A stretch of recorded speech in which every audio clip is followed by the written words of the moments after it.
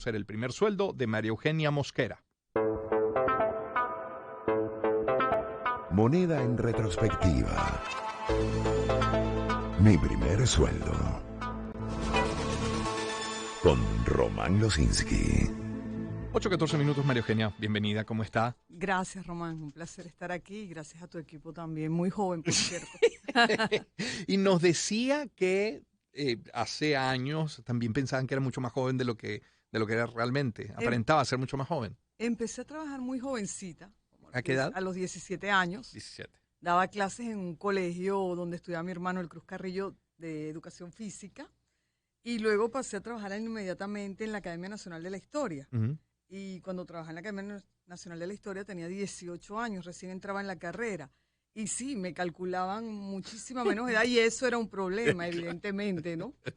Efectivamente. ¿Recuerda cuál fue su primer sueldo? La primera vez que recibió algo de dinero en su vida, haciendo cualquier cosa. Fue un sueldo mínimo, dando clases de deporte en el colegio.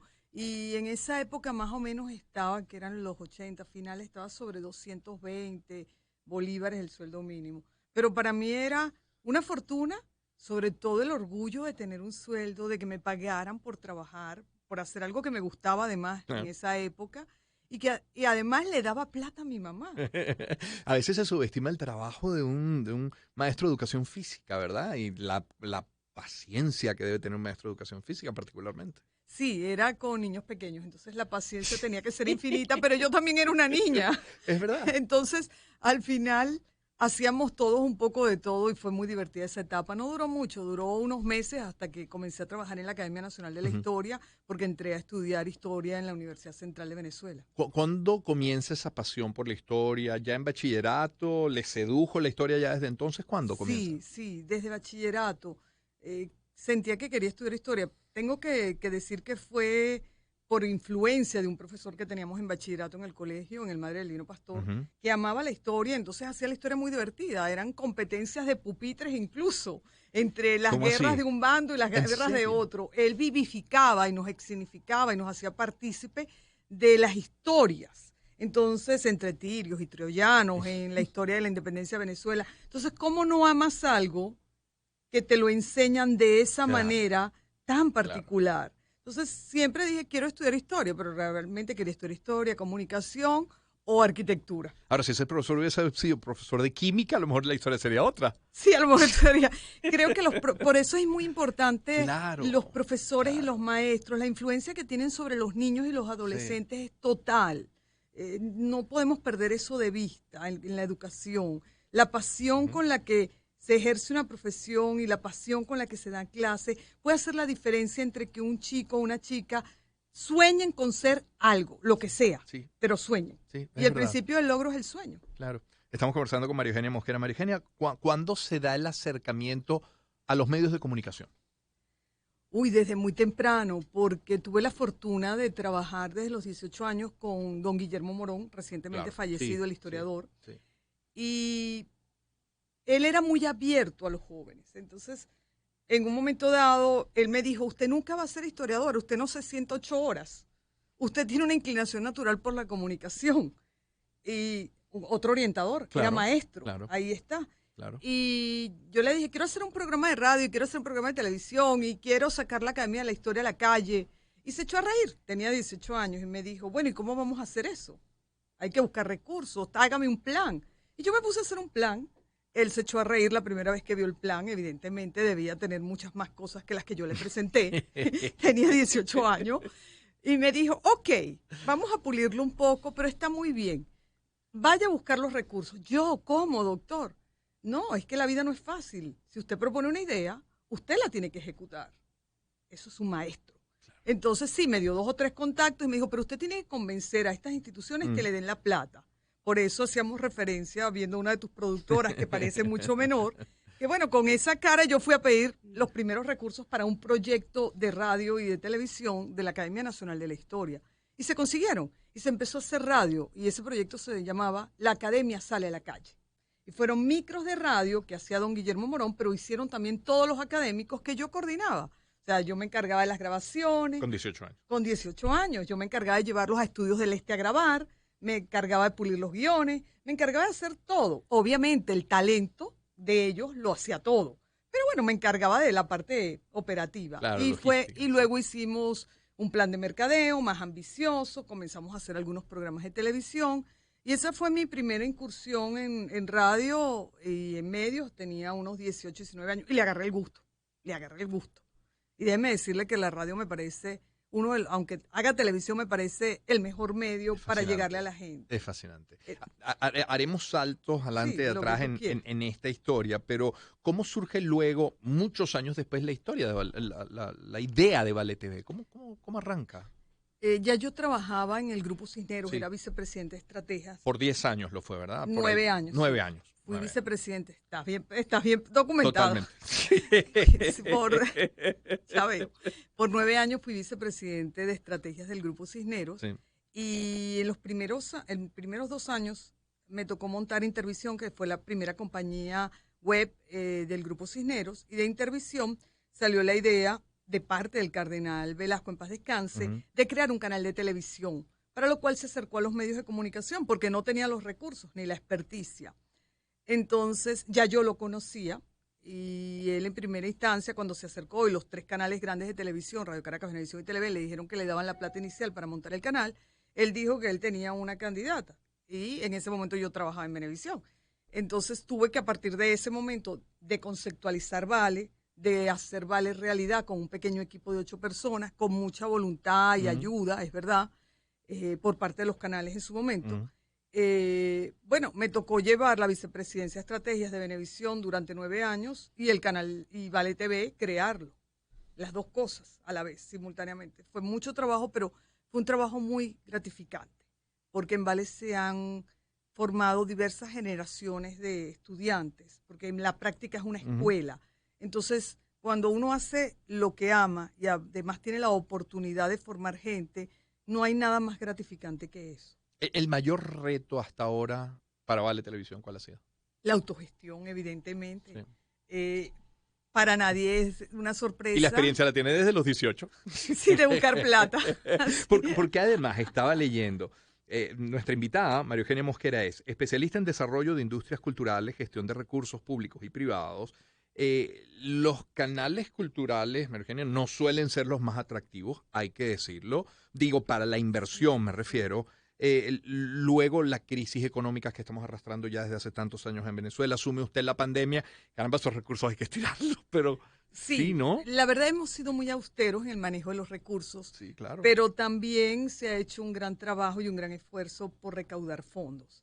Al final, parte de la recaudación de los fondos es que tú puedas, con transparencia, demostrar qué hace una asociación sin fines de lucro.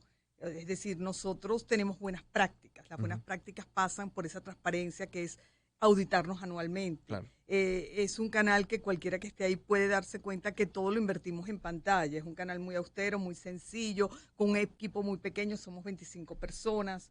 Siempre hay un balance entre hombres, mujeres y en las edades, porque hay que ir formando generaciones. Entonces tenemos gente de 50, gente de 40, gente de 30, gente de 20, porque la idea es que se vayan formando nuevas generaciones.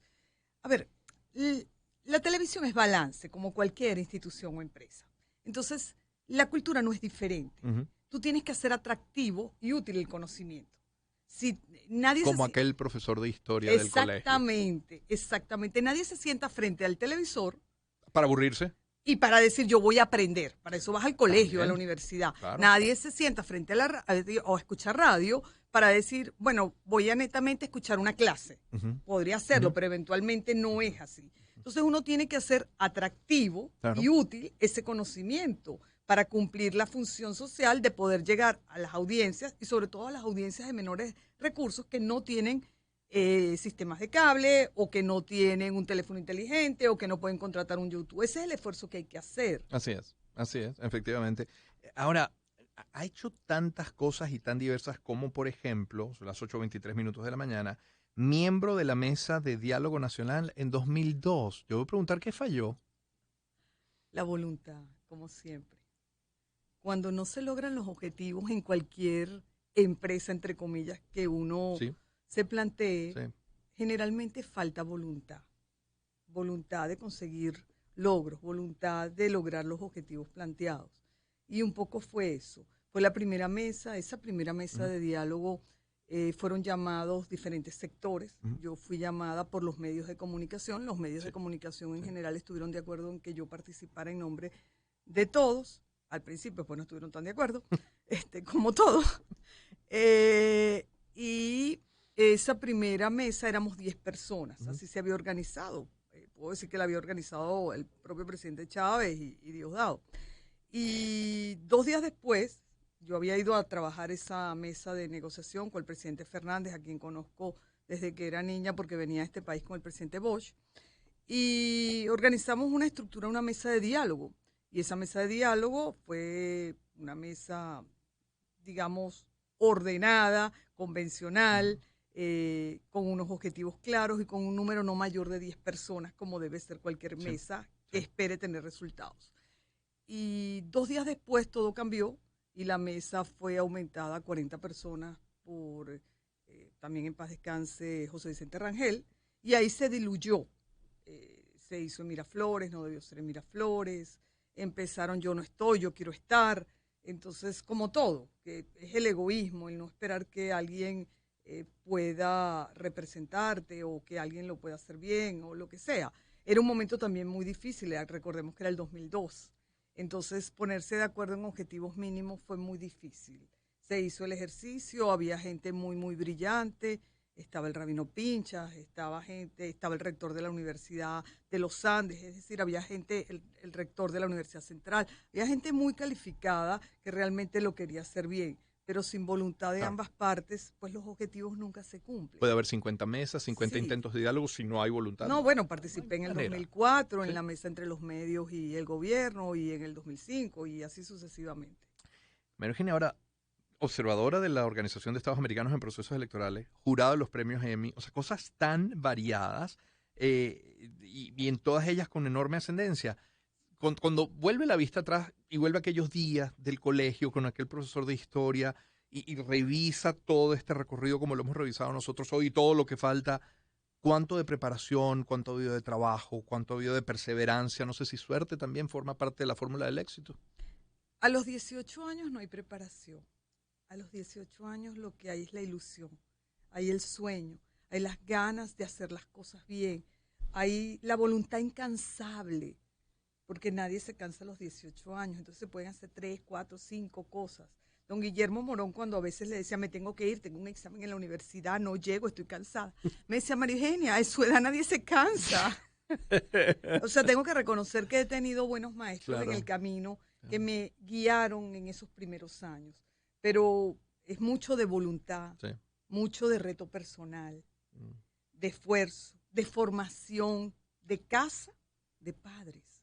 El que uno vea unos padres trabajadores, unos padres honrados y decentes, unos padres que creen en la meritocracia y en el trabajo, unos padres que le insisten a uno que pese a cualquier situación uno no puede dejar los estudios, porque los estudios son fundamentales, más hoy en día, y sobre todo para las mujeres, además, tanto que se habla de la inclusión de las mujeres. Bueno, ninguna mujer hoy debería dejar de estudiar, porque el estudio te empodera, el Sí. estudio te hace un poco libre, te Sí. da la opción de elegir cuál quiere ser la construcción Sí. de tu camino, sea el que sea. Claro. Así seas ama de casa, Ujú. así seas diseñadora, médico, locutor, pero hay que estudiar, Ujú. hay que formarse. Entonces un poco tiene que ver también con los padres que uno tiene. Claro. María Eugenia está escribiendo o, o He sí, ¿no? escrito en diferentes etapas, Pero ahora mismo.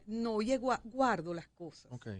Porque el ejercicio de escribir necesita, como decía don Guillermo Morón, 8 horas de sentarse, que no las Que no las tengo. tiene. No las tengo porque un canal con tan pocas personas requiere mucho esfuerzo y requiere que uno esté con ellos todo el tiempo y requiere que participe de todos los procesos creativos y de desarrollo, no solo de la búsqueda de los recursos. Entonces realmente no Y, tengo el tiempo. y si tuviera esas 8 horas, ¿sobre qué escribiría? Sobre Venezuela, su historia contemporánea, sobre medios de comunicación, una autobiografía, ¿de qué escribiría? Las autobiografías hay que escribirlas cuando uno es viejo, o más bien otras personas las tienen que escribir por uno. Pienso que habría que escribir sobre esta etapa del país o sobre diferentes etapas del Ujú. país para que las nuevas generaciones no cometan los mismos errores. Porque siempre hay que dejar un registro escrito. Mm. Lo que uno escribe queda. Lo que no se escribe no queda. entonces hay que hacer el esfuerzo. Y sí he ido guardando notas de los diferentes procesos de diálogo y de otras vivencias que han sido bastante duras, Sí. pero que al final forman el carácter. Uno lo que es producto de todas sus vivencias a lo largo de su vida. Claro. María Eugenia, gracias por habernos acompañado esta mañana. Gracias a ti, Román, y a todo tu equipo y mucho éxito. ¿Qué nos tiene Vale TV para los próximos días? 3 alianzas nuevas, 2 de ellas ya acaban de ser firmadas antes de ayer, el viernes, con Canal 22 de México. Ok. Vienen nuevos documentales sobre la cultura mexicana, que es además muy rica. Sí. Y una alianza con Radio Televisión Española que también nos va a traer nuevos contenidos. Esa se anuncia el día de hoy. Qué bueno, maravilloso. Gracias, María Eugenia. Gracias a ti. María Eugenia Mosquera nos ha acompañado, directora fundadora de Vale Televisión. Son las 8:30 minutos de la mañana, le ponemos música al programa con Phil Collins y no se puede, ¿sabe que tampoco se puede apurar el amor? You can't hurry.